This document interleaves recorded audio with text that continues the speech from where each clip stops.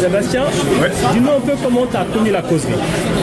Moi j'ai connu la causerie. J'ai connu la causerie parce que Wesley je le connais depuis très longtemps, depuis l'école de Newcastle.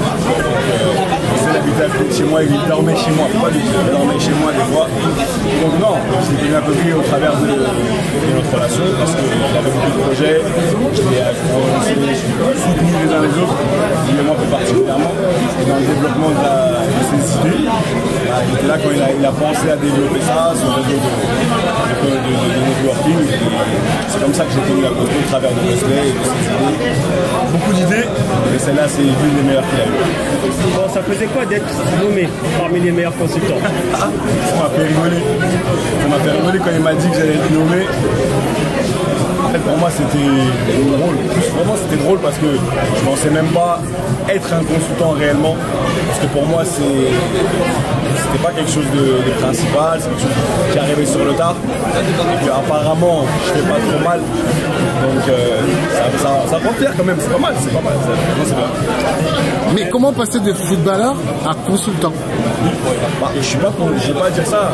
Pour moi, c'est une question à laquelle j'ai pas envie de répondre parce que c'est le cliché. Et parce que pour moi, c'est pas mon activité principale.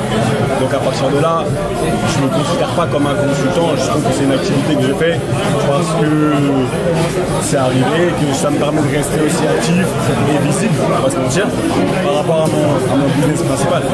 Aujourd'hui, je ne veux pas dire que je suis consultant. Je fais des activités de consultant. Donc comment passer de là à là? J'ai pas trop envie de répondre à cette question parce que ça donnerait trop de poids au cliché du footballeur qui doit devenir entraîneur, consultant, etc. Et ça, j'aime plus, c'est ce que je combats. Alors, si tu pouvais nous donner les points clés de la causerie, dire la causerie, ça marche, c'est parce que ça. La causerie, ça marche déjà parce qu'il y a de la confiance. Il y a de la confiance, il y a de la crédibilité. Parce que, fin des fins, quand on est quelque part, il faut parler le même langage. Quand je regroupe des gens qui parlent le même langage, on peut plus facilement régler des problèmes, se pencher sur des thématiques.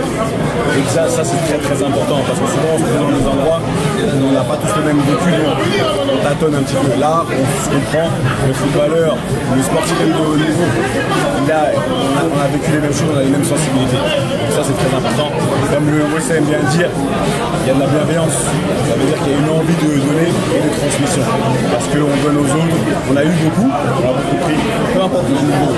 Et là, on a tous cette envie de redonner, chacun à son niveau. Et je pense que le networking, ça vient après parce que pour moi, il faut d'abord savoir qui on est, ce qu'on aime, ce qu'on veut donner, pour pouvoir après converger ensemble et bouger. Pour moi, c'est pour ça que la causerie, c'est quelque chose qui commence et qui va durer. Parce que fin des fins, moi, je vois une longévité dans ce projet. Merci beaucoup, Mickaël.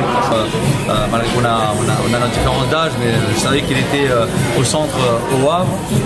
Lui, il me regardait un peu parce qu'il était plus jeune, donc il me regardait d'en bas, mais on sait, voilà, on sait que quand on est passé au centre, on sait que ça forge une personne, ça aide aussi certainement à vouloir s'entraider. Et pour le coup, on dit que les éducateurs du moment ont très bien fait leur job quand on voit la réussite de Wesley aujourd'hui dans ce qu'il fait avec la causerie. Et parce que comme je dis toujours, il y a toujours quelque chose qui est de base comme important. Pour ça, je détestais son père, mais son père me fait suivre qu'effectivement la suite au centre de formation aide aussi dans l'éducation d'une personne et surtout l'ouverture d'esprit même, j'ai envie de dire, à cette vie sociale qu'on doit affronter tous demain, parce que qu'on soit footballeur ou pas, dans tous les cas on reste humain avant tout et ça c'est le plus important. Alors justement, vous qui connaissez la causerie, comment est-ce que vous pouvez le définir en quelques mots? Quels sont les points forts qui font que la causerie c'est quelque chose vraiment qui est amené à se développer? Moi je dirais, tu sais, quand tu vas au spa, tu as le bien-être, tu vois, et avant tout, en plus de la bienveillance, je dirais bien-être, c'est-à-dire tu es une... En fait, c'est un lieu où tu es apaisé, c'est un peu un lieu, je pense, qui a un mix un peu de sessions thérapeutiques, tout en ayant du business, du networking, en s'entraidant. Et en fait, c'est vraiment un mélange qui fait qu'on se sent bien, on se sent bien et surtout on a envie d'être là et on regarde. Tu vois, c'est un truc bête. À chaque fois, je suis en tout cas présent.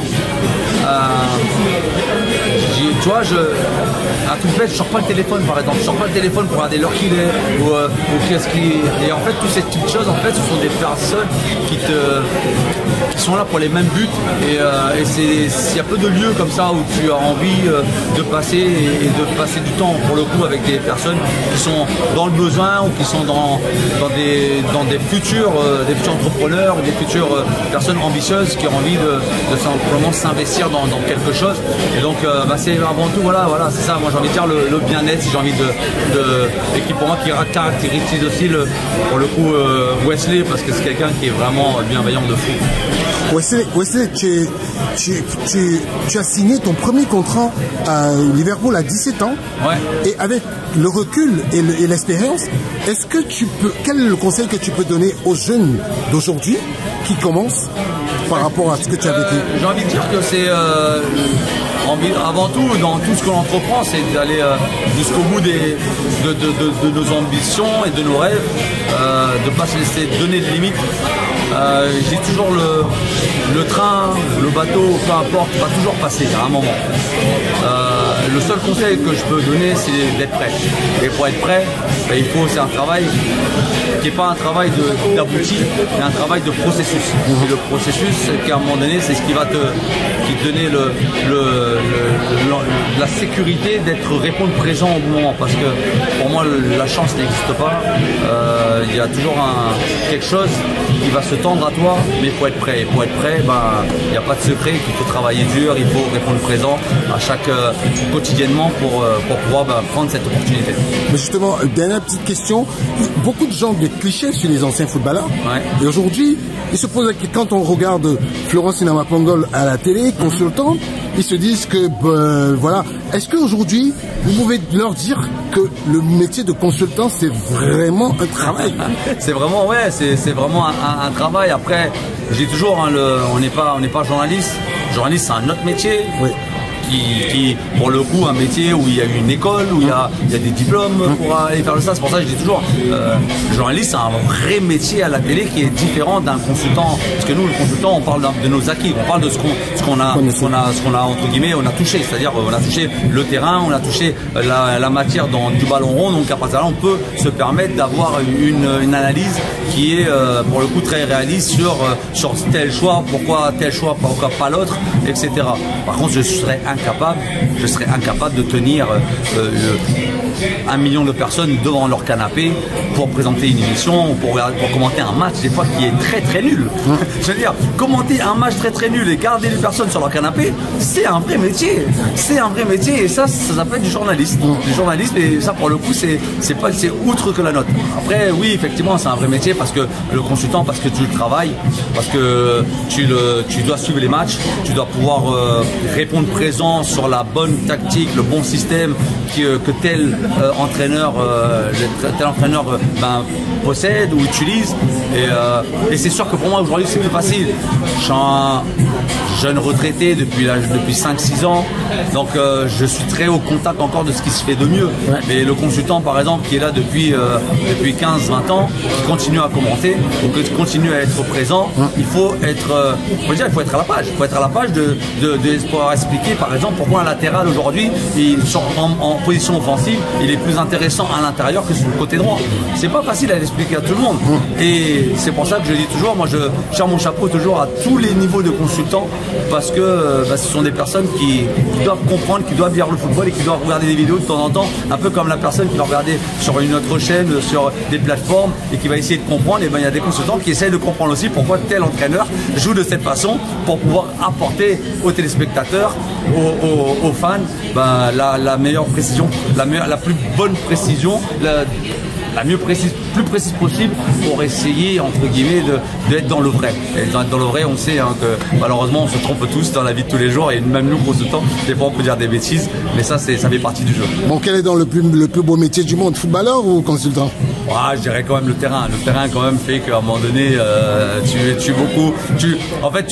détiens beaucoup plus ton truc entre tes mains. Tu vois ce que je veux dire?